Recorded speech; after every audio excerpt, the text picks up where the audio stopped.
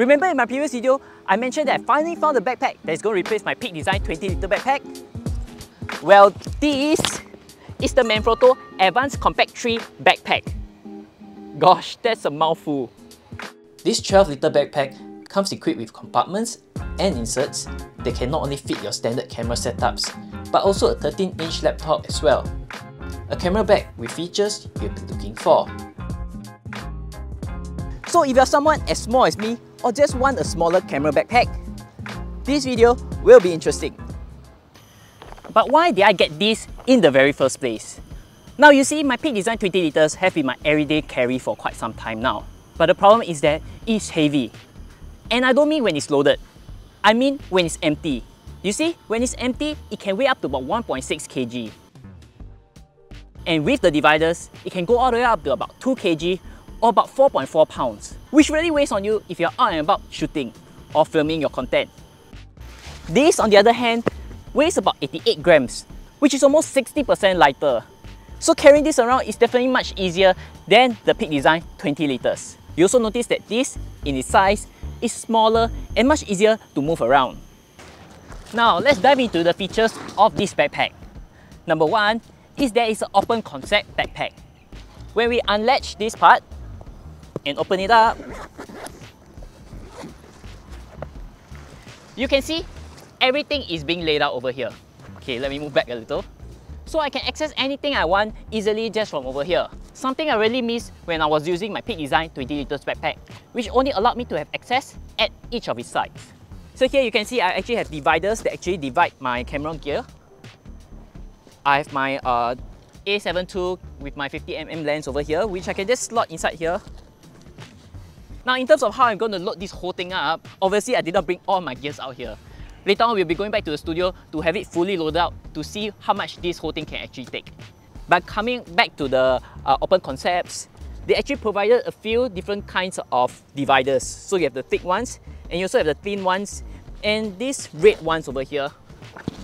As you can see, it is rather thick, and they call it the M guard. So inside the bag, there's also actually this little slot which you can put smaller items such as your memory cards or your little lens cleaning devices over here. They actually provided this little rain cover, which I most of the time slot it here because it's not actually a slot that I will commonly use or remember that there was one. You can see it does not have any way to zip it up, so it's a good and bad. For smaller items, I think it's fine. For bigger items, I'll definitely need to compress it. Okay, here we go. Another big reason why I actually got this backpack is actually laptop or tablet friendly. If you can see over here, there's this little compartment which I actually have with me, this iPad. It's a second-hand tablet which I bought for work. But you can definitely put a tablet along with a laptop inside this laptop compartment. At the sides, there are actually pockets for you to store items. So obviously you can see from one of the sides, you can actually put in a little mini tripod or actually even a full tripod. There also comes with this little clip which you can clip over here and tighten it up. On the other side, there's also another pocket which I use to keep things, small things such as this very powerful air blower. Now if you saw my videos in the past, this is actually an air blower from Kicker which is really strong. So I like to keep it at the side. The side pockets are stretchable, but it will definitely get loose in time. Not those that I would say will last a very long time in terms of its elasticity. Okay, at the top, there's this quick access pockets over here. Now I really like this kind of top compartments because it's just a quick access without having to go into all of your items. So inside here, you can see, it does not actually open all the way, but it's good enough for me to put my wallets and smaller items. Damn it. Okay, my earpieces, which are very small. Okay, behind me is actually this little leg over there. So I was very thankful that it not actually bounced down. Let me show you. So I was very lucky that it not actually rolled down over here. Okay, going back to the backpack itself. So this top compartment is able to put smaller items. So I usually put like my earpieces and batteries for my cameras when I'm out about shooting over here. So just in case you are curious, so this is how it looks when I'm actually carrying it. Okay, I like how small it actually is, and you have this chest strap over here, which you can just clip to make sure that it actually does not fall off. So if you're actually curious, behind here is this whole area that I'm actually filming at. It's called Coney Island. I believe every country actually has a Coney Island, an island shaped like a hot dog. So this is the Singapore's own version of Coney Island. Now let's talk a little bit deeper about its design. In particular, the back support of the bag. Now, if you can see from the side, the bag actually looks really comfortable to wear. I mean, it really is, because they actually have all of these very ergonomic pad design that actually gives you really nice support. Kinda looks like a turtle shell.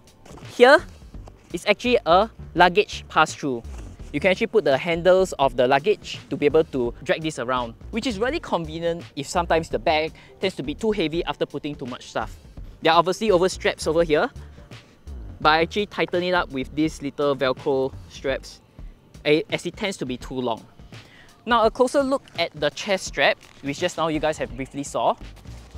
One thing I need to mention about this chest strap is that obviously you can clip it and actually adjust it. I can drag it down.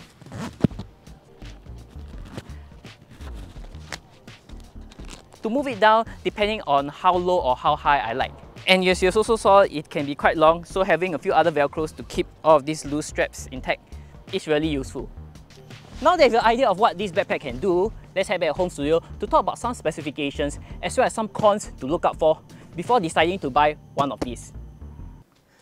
Before we get into the specifications, remember at the start I mentioned how we're going to try to squeeze in as many gear as we can? Well, let's get to it. Ta-da! Here are some of the gears which I intend to put it in. But before that, maybe perhaps let's just run through what are some of these items. So here we have a big size tripod, my Ulanzi MT63 tripod, full frame camera with 16-35, the kit lens, 50mm 1.8, a Rode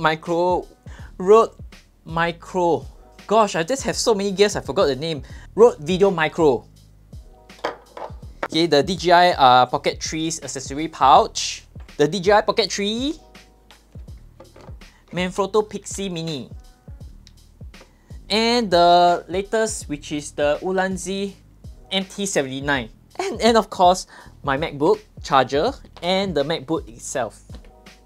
Let's shift this to the side first.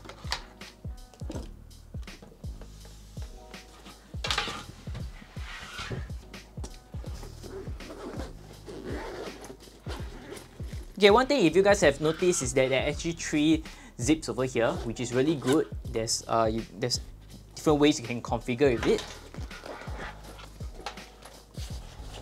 Okay, here so it's by its default. Let's run through the dividers first. You have these 2 little red colored dividers, which are much stronger than the usual ones. There's actually 2 normal ones which is provided. So you have this.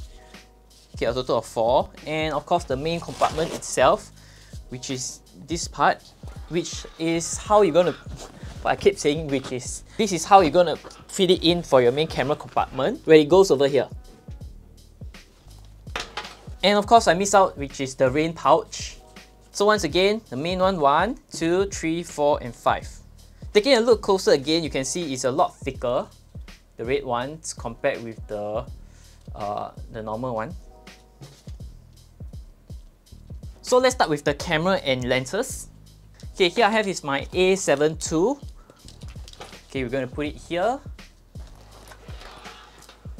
So let's fit in one of the red ones.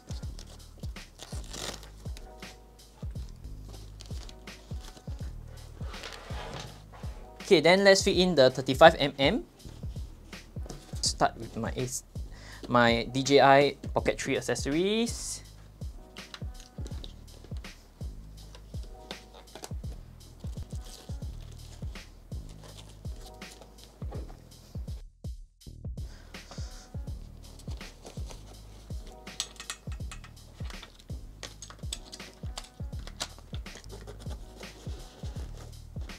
Okay, more or less it has actually reached its limit for the main compartments. Let's zip it up. And at the top pockets, let's fill it up with the necessary stuff. I'm going to try to slot in this MacBook charger over here. And of course the charging cables, which should not be an issue. And the rain cover.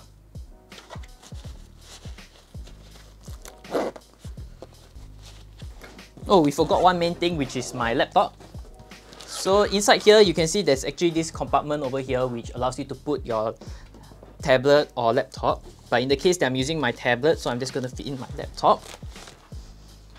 And with a little bit of strength, it's in. Okay, one thing I really appreciate about the bag so far is that the zips are really strong. You can see how they actually design it. So this bag really feels very rugged. In fact, it's even a little bit better quality compared with my Peak Design 20 litre. Last but not least, the big tripod.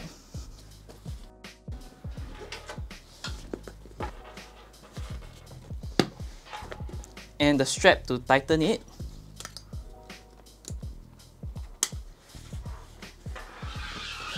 Okay, so everything in except this additional... Oh, we can actually put it in, okay, at the side over here. So from here, you can start to see the flaws of this bag. The right side has the tripod strap over here, while the left side do not. So something for a mini tripod should be fine. This is a little long, so I'm just taking a risk. Okay, so once everything is up, okay, you can see.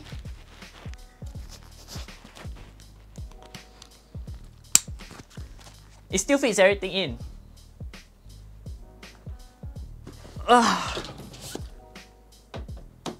Okay, now let's run through some of its specifications. Starting with its height, it measures up to 44 cm or about 17.3 inches. As for the width, it measures about 26 cm or about 10.2 inches. As for its thickness, it measures about 70 cm or 6.7 inches. Moving to its weight, with everything emptied, it weighs really light, coming at only 880 grams or about 1.9 pounds. As for the materials, you can see, it's made out of this synthetic fabric and this polyester ethylene vinyl acetate. Basically, it's a waterproof material. Not waterproof, water resistant. That's why you needed the rain cover. Okay, I don't believe I showed you guys how the rain cover looks, so let's just put it on.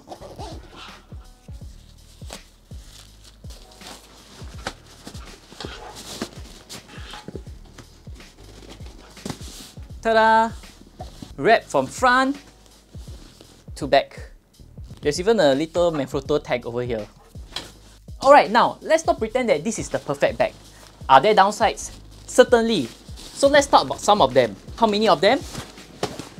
3 of them. Number 1 is the dividers. As you have already saw, all the dividers are rather small.